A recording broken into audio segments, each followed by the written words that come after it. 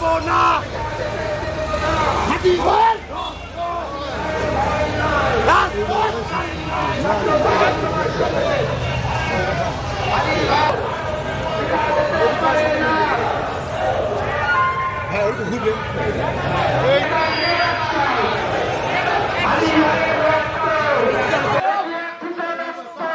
বিসমিল্লাহির রহমানির রহিম।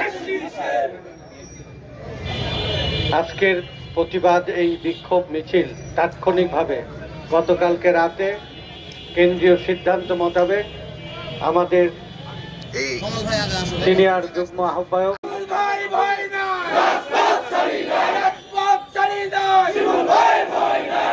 গণতন্ত্র এবং নির্বাচনকে বানচাল করতে চায়, তার সাথে এই অদৃশ্য শক্তির সাথে যুক্ত হয়ে দেশে স্বাভাবিক পরিস্থিতি নস্যাৎ করতে চায়।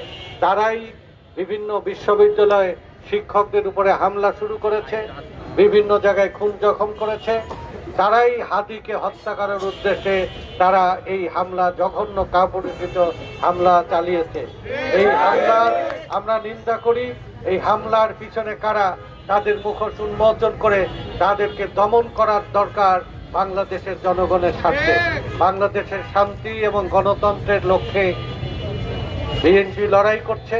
সবচেয়ে বেশি জীবন দিয়েছে বিএনপির মানুষ, সবচেয়ে বেশি গ্রেপ্তার এবং কারা নির্যাতন ভোগ করেছে বিএনপির মানুষ, গুম হয়েছে বিএনপির মানুষ এবং জুলুমের শিকার হয়েছে বিএনপির মানুষ। এই বিএনপির বিজয়কে যারা হিংসা করছে, তারাই এই ষড়যন্ত্রের পিছনে আছে।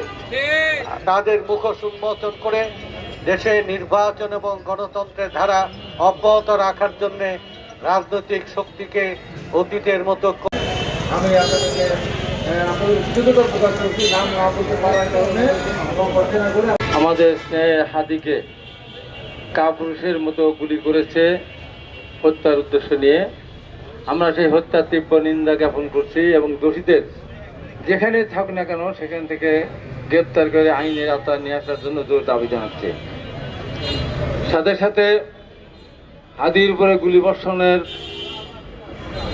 পরে হাসপাতালে দেখতে গিয়েছিলেন আমাদের দলের স্থায়ী কমিটির সদস্য সাবেক মন্ত্রী, সাবেক মির্জা আব্বাস ভাই। তার সাথে যারা অসৎ আচরণ করেছেন তাদের বিরুদ্ধেও খুঁজে বের করে ব্যবস্থা নেওয়ার জন্য আহ্বান জানাচ্ছি। কারণ সে হাদির মতো ছেলেকে তার প্রতিপক্ষ ভেবে গুলি করবেন, গুলি করাবেন, এটা প্রশ্নই ওঠে না। তাহলে ওই আসনে যারা পরবর্তী সময় এমপি হতে চায়, তারা মনোনয়ন নিতে চায়, আমার মনে হয় এটা তাদেরই একটা কারসাজি এবং আব্বাস ভাইয়ের উপরে আক্রমণাত্মক এই সমস্ত আচরণ প্রমাণ করে দেয় আসল ঘটনা তারা লুকাতে চায়।